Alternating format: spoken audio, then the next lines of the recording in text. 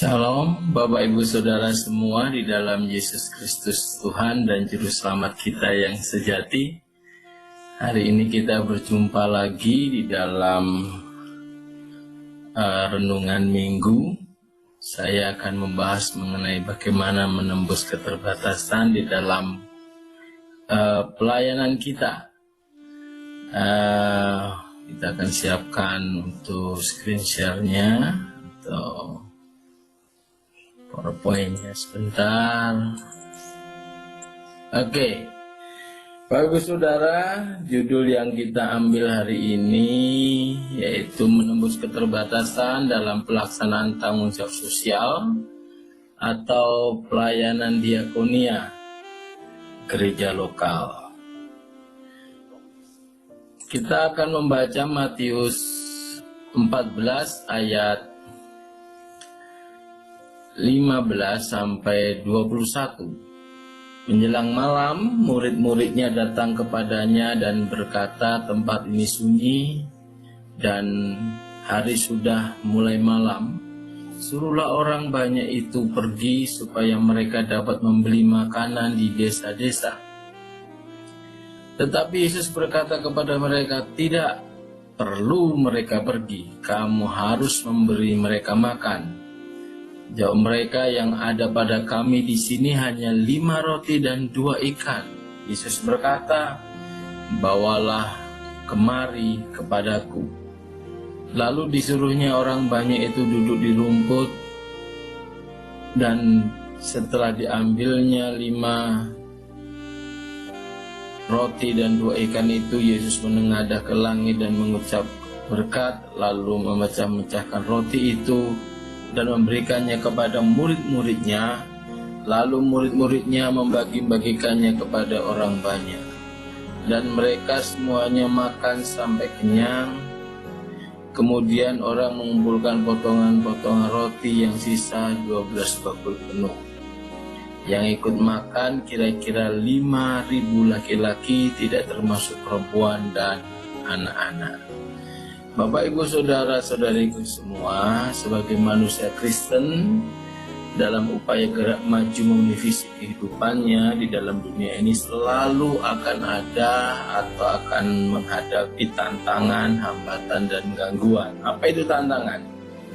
Tantangan adalah suatu hal atau usaha yang memiliki tujuan atau bersifat menggugah kemampuan. Dan tantangan itu jelas dari luar.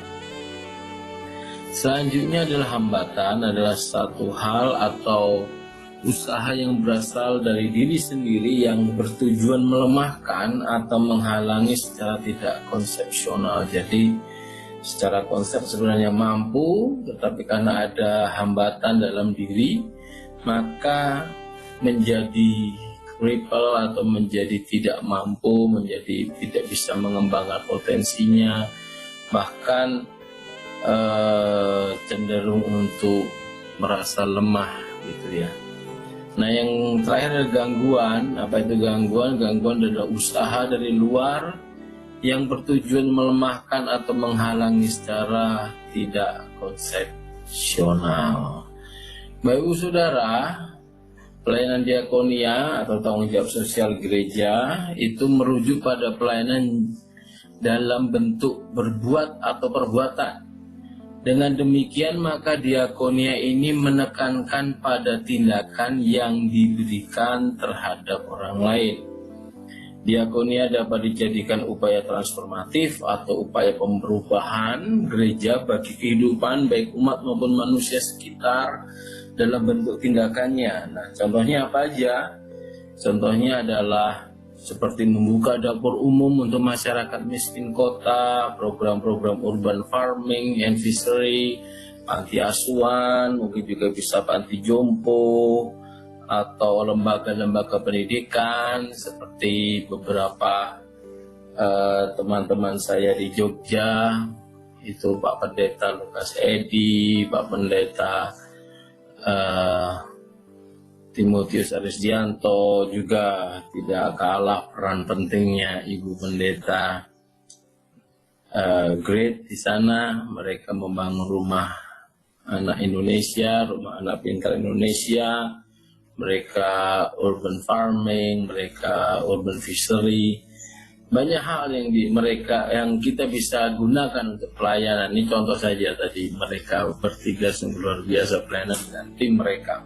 Nah, selanjutnya tantangan, hambatan, dan gangguan dalam Matius 14, 15-21 itu kalau kita mau urai, kita mau cari bagaimana kita bisa mempelajari apa yang kita dapat kita tarik atau kita pelajari dari Matius 14, 15-21 adalah sebagai berikut.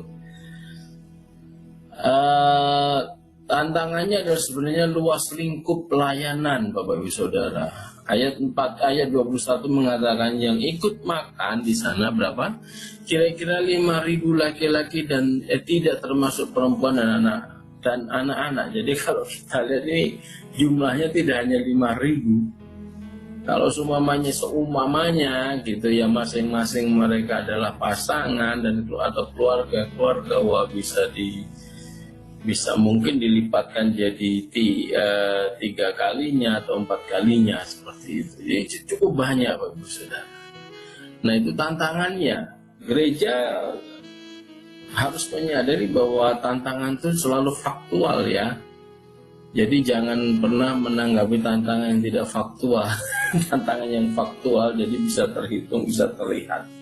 Oh, ini kota Purwokerto, oh ini kota Magelang, oh ini kota Solo atau kemana, apa yang bisa dikerjakan, faktual tantangannya apa aja, itu harus kita punya data-datanya. Yang berikutnya adalah hambatan, fokus pada keterbatasan atau perhitungan matematika manusia, bukan pada kuasa Tuhan. Nah, ayat 17 seperti ini. Jawab mereka, yang ada pada kami di sini hanya berapa? Hanya yang ada pada kami apa? Di sini hanya 5 roti dan 2 ikan. Ini hitungan spesifik. Bahkan kalau kita lihat di dalam Yohanes 6 ayat 7, jawaban Filipus kepadanya, yaitu seharga 200 dinar tidak akan cukup untuk mereka ini sekalipun masing-masing mendapat sepotong kecil saja. Bapak Ibu Saudara, ini Filipus menunjukkan hitungan yang jelas, yaitu ya 200 dinar atau 200 hari kerja tidak akan cukup. Nah, ini luar biasa. Kenapa tidak cukup? Karena memang jumlahnya sangat besar. Tadi 5.000 orang laki-laki, tidak termasuk perempuan dan anak-anak. Jadi kalau dihitung, tadi saya katakan kalau itu adalah keluarga-keluarga, wah bisa 2 kali bahkan 3 kali lipatnya dari jumlah itu. Maka Filipus secara manusiawi menghitung secara matematika manajemen biayanya, wah nggak cukup ini melayani pelayanan diakoni atau memberi makan mereka. Seperti itu, Bapak Ibu Saudara. Nah, kita harus ingat ini ya, bahwa murid-murid ini lupa akan banyak peristiwa yang sebelum-sebelumnya, bagaimana Yesus menyembuhkan orang di kolam Bethesda, kuasa menyembuhkan anak pegawai istana. Ada banyak kuasa yang sebenarnya mereka telah lihat, tetapi mereka tidak fokus pada hal itu. Mereka lebih fokus kepada keterbatasannya. Ketika menghadapi tantangan, maka ketika ada menghadapi tantangan diizinkan Tuhan itu, lalu kita fokus pada keterbatasan kita secara manusia, maka ini akan menjadi sebuah kerugian. Saya menulis di sini adalah, ingat konteks yang kita pelajari saat ini bukan berarti tidak boleh berhitung dan melakukan manajemen biaya. Konteks yang kita bahas adalah apa? Konteks yang kita bahas adalah apa? Di sini, yaitu ketika kita mendapatkan tugas pelayanan dari Tuhan di dunia ini dan menghadapi tantangan hambatan gangguan, maka mengabaikan faktor hadirnya Tuhan dalam konteksnya sebuah kerugian, saudara. Jadi kalau Anda dapat tugas pelayanan dari Tuhan, Anda dapat panggilan dari Tuhan, kalau Anda dapat tantangan, jangan pernah melupakan Tuhan yang hadir dalam kehidupan Anda. Lalu Anda hanya fokus pada kelemahan-kelemahan Anda. Ini sesuatu yang bisa saya katakan merugikan Bapak Ibu Saudara. Ya. Oke. Selanjutnya adalah sebagai berikut. Gangguan, ya. Apa yang kita lihat gangguan di dalam Matius pasal 14 ayat 15 sampai 21 ini, yaitu ada lingkungan yang apati atau mengabaikan tanggung jawab sosial. Di dalam ayat yang ke-15 dikatakan, menjelang malam murid-muridnya datang kepadanya berkata, tempat ini sunyi dan hari sudah mulai malam. Suruhlah orang-orang banyak itu pergi supaya mereka dapat membeli makanan di desa-desa. Ini sangat apatis tuh, saudara. Apatis, dan biasanya orang apatis itu nggak punya empati, begitu ya. Bayangkan, sudah tahu tempatnya sunyi, sudah tahu nih harinya sudah malam, para murid ini ya menyuruh orang-orang banyak itu pergi. Wow. Kita kalau lihat saat ini di dunia ini banyak orang yang apati, Bapak Saudara, melihat situasi. Oh, biarin orang miskin. Bahkan ada beberapa tokoh filosof dunia yang mengerikan. Bahkan ada yang saking tidak apati, ada yang tidak punya empatinya mereka, ada banyak bikin program yang mengerikan, saudara ya. Nah, ini yang perlu diperhatikan. Kenapa mengerikan? Contohnya ada satu orang tokoh yang hanya ingin meningkatkan kualitas sukunya, maka dia bisa membantai suku yang lain. Atau ada yang berkata untuk orang-orang miskin harus dilakukan pemandulan supaya orang miskin tidak semakin banyak. Bukan mereka menolong yang orang-orang kaya itu, tapi malah bertujuan memandul. Karena ini yang perlu Bapak Ibu Saudara lihat, bahwa dunia ini penuh dengan orang-orang yang apatis yang mengabaikan, dan mereka jelas akan mengabaikan tanggung jawab sosial mereka atau pelayanan mereka kepada sesamanya. Nah, psikoterapis Rollo May dalam bukunya Love and Will menulis demikian, hate is not the opposite of love, apathy is. Jadi lawan kata kasih bukanlah benci, melainkan apati, ya, atau apatis. Rollo May ini lalu kemudian menjelaskan bahwa apati is a state of feelingless, affectlessness, lack of passion, indifference. It is a withdrawal of feeling. Jadi pada intinya apati adalah ketiadaan perasaan atau miskin rasa terhadap orang lain. Bayangkan sudah malam, tempatnya sepi, jumlahnya besar, disuruh pergi. Keadaan apati ini dapat saja tumbuh secara bertahap, mulai dari sikap yang nampaknya biasa-biasa saja, seperti sikap cuek dan tidak mau tahu, tak peduli, tetapi lantas kemudian bisa pula ia bertumbuh menjadi sikap atau perbuatan kejam dan menghancurkan. Ini sudah tak peduli dengan sesamanya. Nah, itu sangat tidak Kristen, Bapak Saudara. Nah, apa perintah Tuhan di sini, Bapak Saudara? Perintah Tuhan di sini adalah jelas, ya. Kenapa jelas? Dikatakan dalam menghadapi tantangan, hambatan, dan gangguan, Yesus Kristus sebagai pemimpin agung gereja memberikan perintah kepada kita dengan jelas. Yang pertama adalah ambil tanggung jawab sosial itu. Ayat yang 16 dikatakan apa? Tetapi Yesus berkata kepada mereka, tidak perlu mereka pergi, kamu harus memberi mereka makan. Wah, ini jelas perintahnya. Ambil tanggung jawab sosial itu. Tidak perlu ragu. Kalau Anda ditempatkan di gereja lokal dengan lingkungan miskin di kota Anda, ambil tanggung jawab itu. Jangan cuek, jangan egois, saudara. Anda memiliki tanggung jawab sosial pelayanan yang transformatif tidak hanya sekedar terbatas menginjil dengan banyaknya kata-kata, tetapi dengan memberikan dampak, memberikan implikasi-implikasi kehidupan yang real melalui pelayanan Anda, action nyata Anda. Itu penting, ambil tanggung jawab sosial itu. Yang berikutnya adalah bawa keterbatasan gereja lokal di mana kita melayani pada Yesus Kristus. Di ayat yang ke-18 Yesus berkata, bawalah kemari kepadaku. Ajukan setiap proposal kerja dan anggaran Anda, maaf ya, ada kurang A di sini ya, kepada Tuhan. Ibu saudara, saya tidak pernah dari awal berkata abaikan manajemen biaya, abaikan perhitungan, tidak.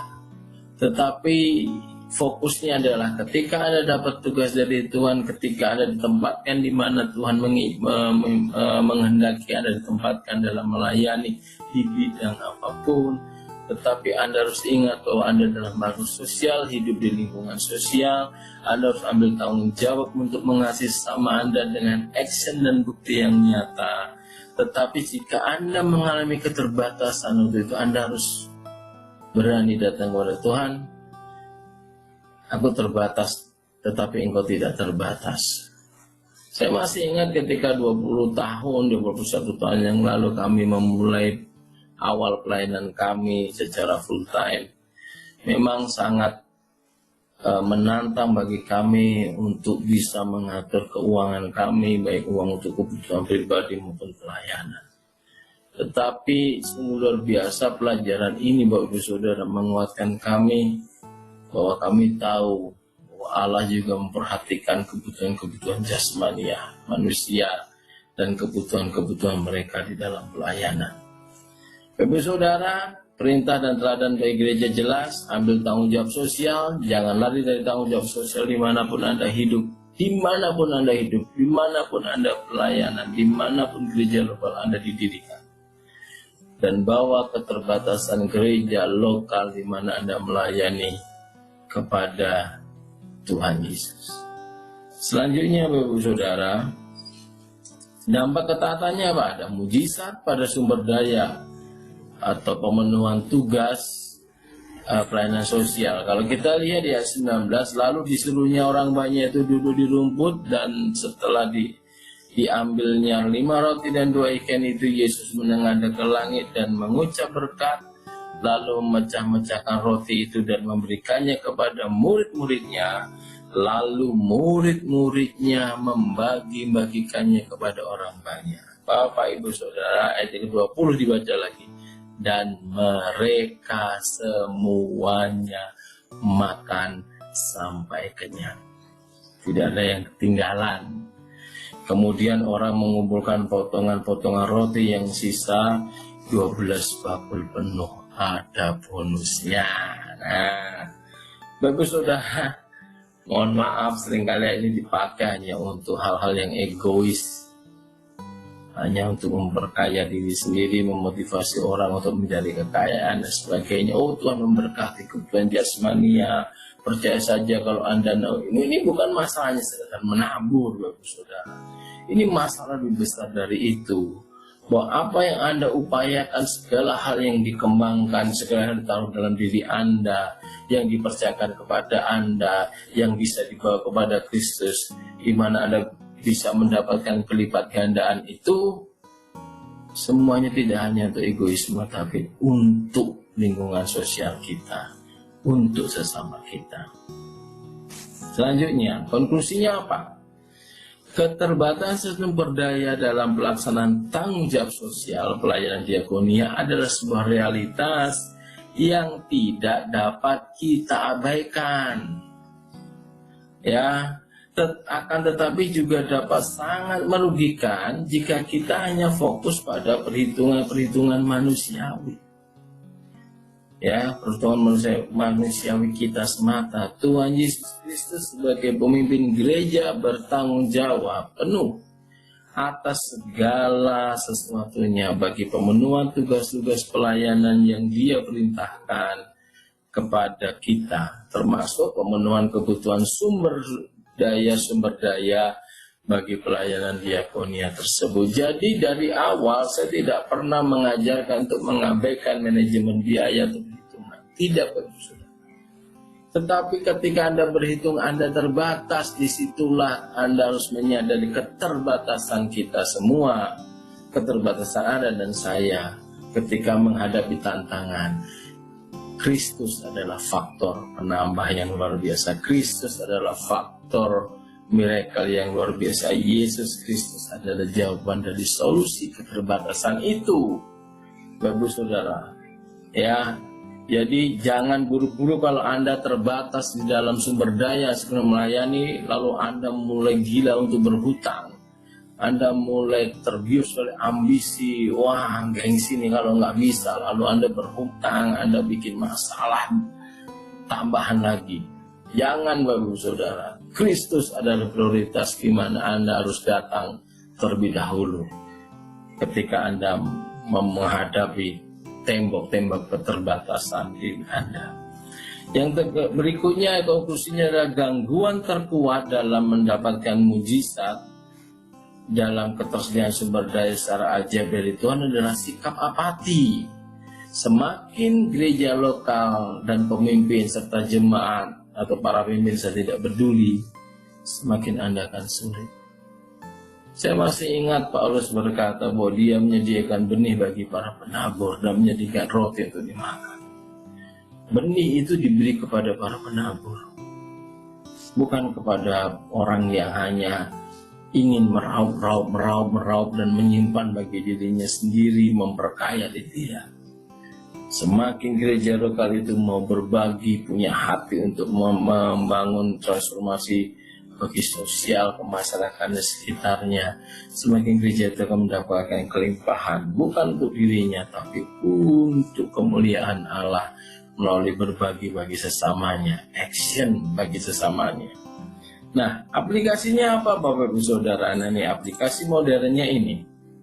Secara umum, sebagai pemimpin gereja, marilah kita berani melangkah dengan iman dalam mengambil tanggung jawab sosial atau pelayanan diakonia gereja lokal yang kita pimpin. Sadari keterbatasan kita dan bawa keterbatasan tersebut kepada Tuhan. Karena keterbatasan kita bukanlah alasan. Saya tulis di sini, keterbatasan kita bukanlah alasan untuk menghambat pelayanan kita.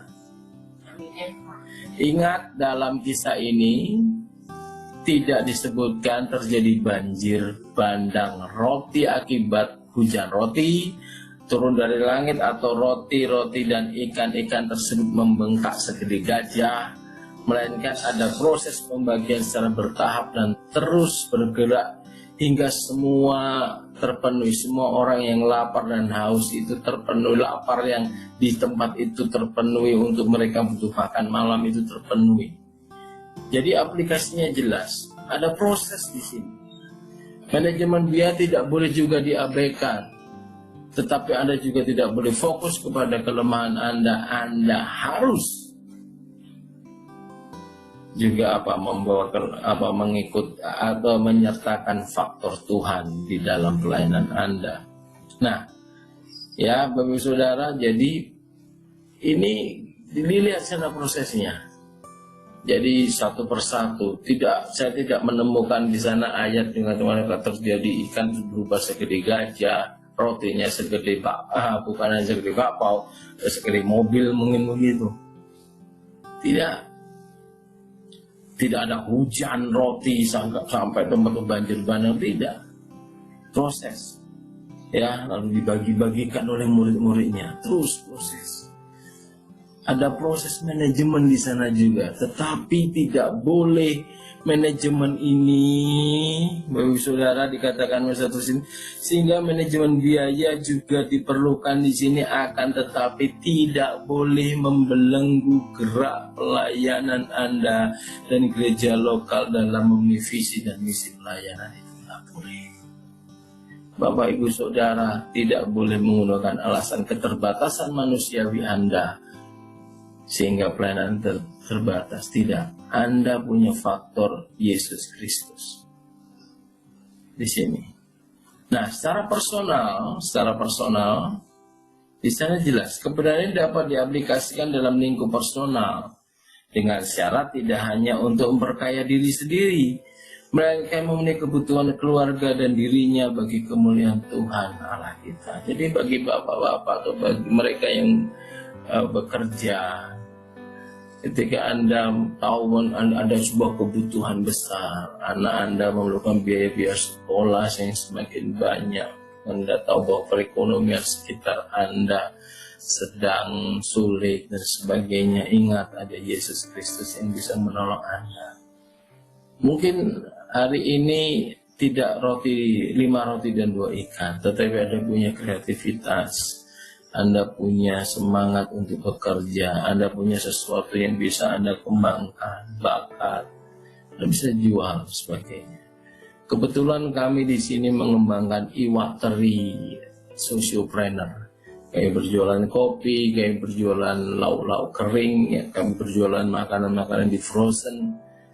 Ketika kondisi makin sulit, kami berusaha untuk menggerakkan jemaat supaya jemaat tidak mengalami kesulitan. Bahkan partner kami yang ada di Magelang, teman-teman di Magelang buka catering, mereka tetap aktif bekerja. Bahkan kemarin kami mendapatkan kejutan yang luar biasa, seorang ibu dengan pekerjaan yang bisa dikatakan cukup sederhana, dipakai oleh Allah, diberkati oleh Allah luar biasa. Namanya Ibu Maryam itu, dia bisa memberkati pelayanan kami di Magelang, memberkati pelayanan kami untuk diakonia di Banyumas juga dan sekitarnya. Ini luar biasa, saudara.